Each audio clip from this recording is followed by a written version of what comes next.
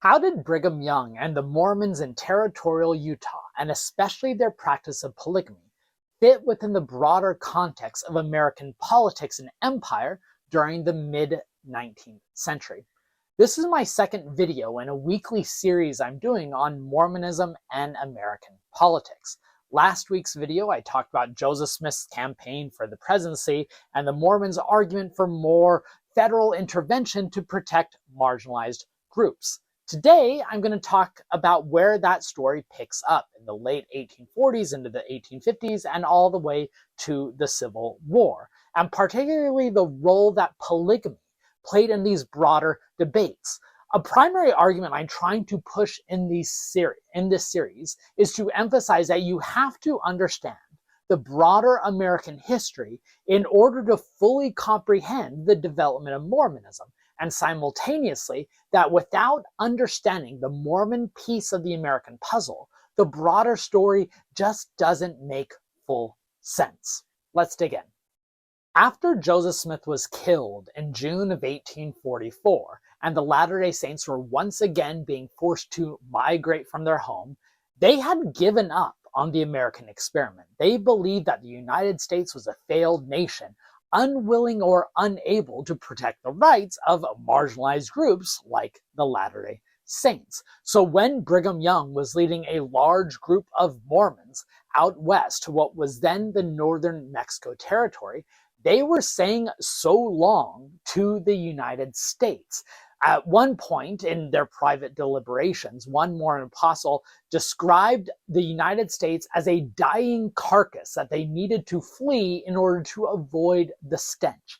That's how far their revulsion for a nation that failed them went. However, things changed while they were on the trail westward. The commencement of the U.S.-Mexico War, when the United States invaded Mexico to take more southwestern property in order to expand their slave territories, meant that the Mormons, like everyone else, recognized that that land they were moving to was now going to be part of the United States once again. And so they had to get over their exit of the United States and try to position themselves within a broadening American expanding empire. One of the most poignant expressions of this dualistic and competing contradictory impulse was when they raised the Mormon battalion in order to send Mormon troops as part of the U.S.-Mexican War, the first and only time there was a faith-based regiment in American military history, by the way. Those men marched primarily to bring in goods and money to the Mormons when they solely needed it on the trek, as well as to build kinder relations with the United States now that they were going to work with them. But they weren't fully convinced that they wanted to fight on behalf of America. So the flag that they waved as part of the Mormon battalion was a flag that featured the 13 American stars rather than the 30 some odd stars that America had at the flag at the time, representing that they were pledging allegiance to the original American iteration as it was founding, not its current iteration. And then once Brigham Young and the Mormons arrived to the Great Basin regions and declared themselves the colonizers, the settlers of it, they immediately pivoted. They at first wanted to establish their own theocratic empire that would be loosely under the banner of Mexico. Now they wanted to fit within the American empire, knowing the expansion coming with the U.S.-Mexico War. So they pitched a new state, the State of Deseret, with very audacious boundaries. Here is a map of what they proposed the State of Deseret to look like. It was taking in modern-day Utah, Nevada, portions of Colorado, New Mexico, Arizona, all the way to San Bernardino, Southern California, because you got to get that South Carolina beach property. In reality, they wanted the access to the trade and the ships, which, of course, makes sense. They also learned from their previous experiences, because in Missouri, in Illinois, they believed the states failed to protect them. And when they petitioned the federal government to intervene, the federal government responded by saying that's a states' rights issue. We do not believe the federal government should infringe on those state powers. So Joseph Smith had argued, well, the federal government needs to become more powerful, making the same type of arguments that have eventually become adopted by the Republican Party during the Reconstruction era of America and the Reconstruction Amendments like the 13th, 14th, and 15th Amendment that argue that the federal government should be interested and powerful to intervene to protect the rights of marginalized citizens. But now that Mormons see a new path to autonomy, they shift their political ideology. Instead of calling for more federal intervention, they say, we want one of those strong states that you previously said you could not curtail. So they petitioned for Deseret to become a state so that they could govern themselves. By the way, if you enjoyed this type of content, these deep dives on historical topics that provide some meaning to the world we now live in, make sure you are subscribed to this channel if you haven't already. I do deep dives on topics on Monday. I connect history and the past to the present on Wednesday. And on Fridays, I talk more about the historiographical world that produces the works that can allow you too to become an expert. All right, let's get back to the history. What made the Mormon appeals to create a new Deseret state in the Western Territory so poignant was that this was a moment in American history where the Western Territories were the most important topic in national politics, aside from slavery. This was a time, 1850, when the United States possessed more lands in these territories, these unorganized territories, than they did in organized states. And how to control those Western territories was going to be a crucial question for the nation going forward. In fact, in 1850, just a couple of years after the Mormons arrive in the Utah Territory, the Congress comes to a very contested and divisive piece of legislation known as the Compromise of 1850, which was actually a collection of 5 different major pieces of legislation that included granting territories like Utah and Arizona the ability for popular sovereignty. And that term popular sovereignty is key. That's why it's crucial for this discussion. It was popularized by a senator from Illinois, Stephen A. Douglas, known as the Little Giant for both his minuscule physical frame but his audacious political vision. He represented this idea that was quite popular at the time, popular sovereignty, haha. Popular sovereignty, meaning that the people out in the West should be able to have a voice in determining how their territories should be governed. In other words, the bureaucrats in Washington, D.C. should not dictate how these territories should operate. They should be able to govern themselves. You can see why this argument would be so attractive to the Latter-day Saints. That's what they've been calling for all this time, an ability to govern themselves. And they hope they might have a colleague in this battle, because Stephen A. Douglas had previously worked with Joseph Smith in Illinois. Stephen A. Douglas was an aspiring Democratic politician at the time and then a judge who often worked with the Mormons. In fact, he granted Joseph Smith one of his writs of habeas corpus, a topic I discussed in a previous video.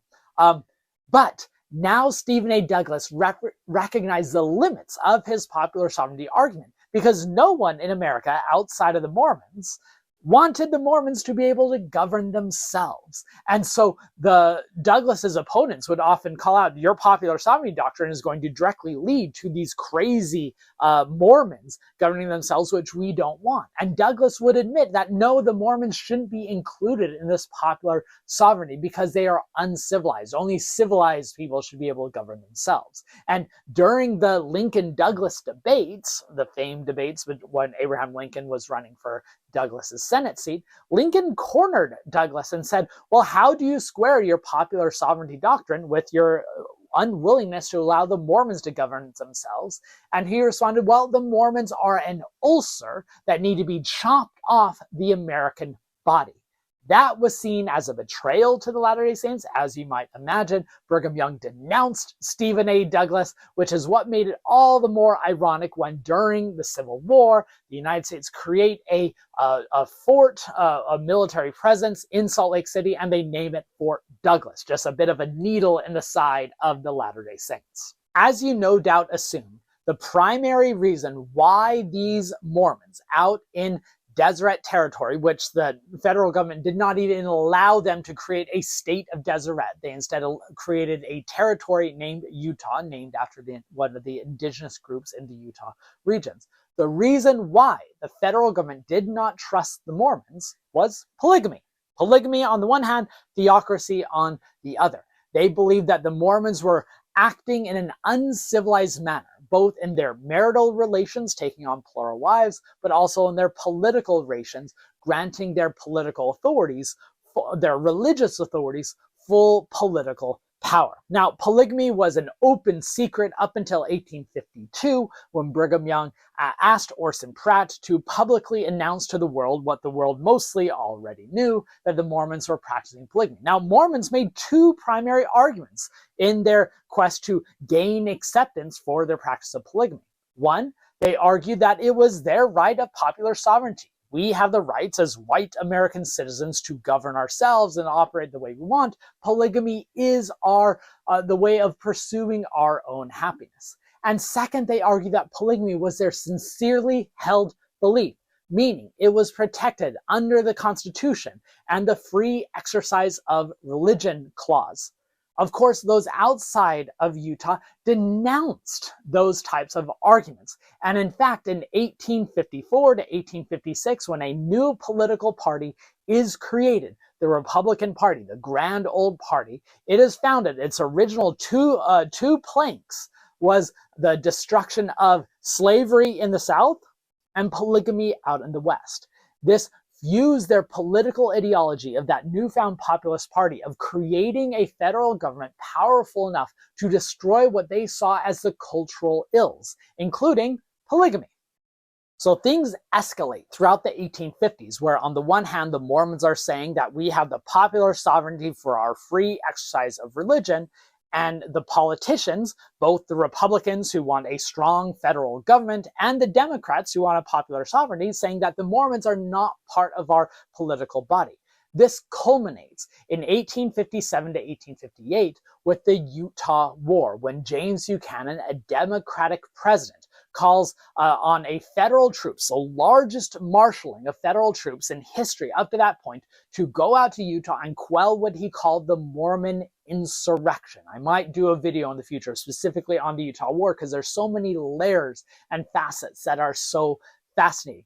But in the context of this video, I want to emphasize that Buchanan, though a Democrat, saw the conquering of Utah and the quelling of the Mormon insurrection as the only thing that could bind his party together and gain some support from the Republicans. In other words, at a moment when America is veering toward war based on these deep-seated divisions, the only thing that could unite them is disposing of the Mormons. Now, the Utah War ends up ending without any major conflicts outside of the Mountain Meadows Massacre, which should be understood within the context of the Utah War. I did a previous video that was a deep dive on the Mountain Meadows Massacre that you can go back and see.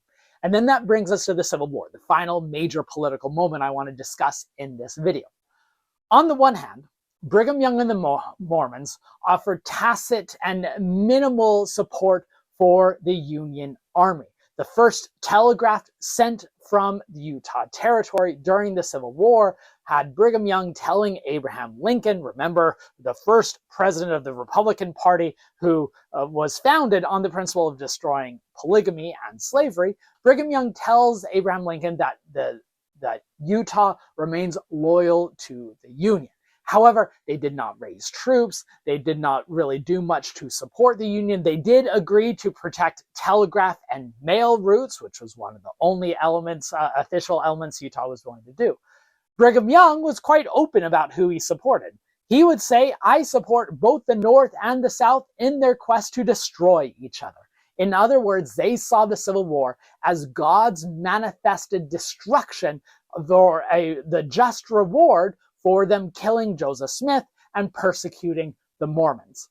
The Republican Party, in turn, now that they no longer have the Southern Democrats who are arguing for state and popular sovereignty, were able to push forward with their agenda of creating a strong federal government. In 1862, they passed the Morrill Anti-Bigamy Act, the first federal legislation that directly targeted polygamy, though there were already common law practices that made polygamy illegal. So it is a bit of a stretch to say polygamy wasn't illegal before the Morrill Anti-Bigamy Law. But what the 1862 Morrill Anti-Bigamy Law did was it provided a structure to criminalize polygamy and prosecute those practicing it. So that's enough of a history lecture for today. I will continue this story next week on Monday, where I talk about how this foundation was now laid for a battle between US imperialism on the one hand and Mormon polygamy on the other, that culminates eventually with Mormons being fugitives from the law.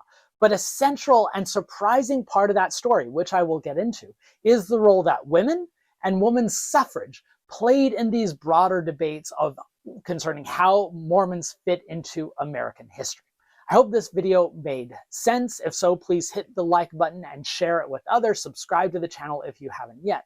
History has never been more relevant than it is today because it gives context for how we got to this point, showing the varieties of different paths that were possible, which should help us understand the world we now live in. That's why I believe these discussions are so important, and I look forward to having more with you going in the future weeks.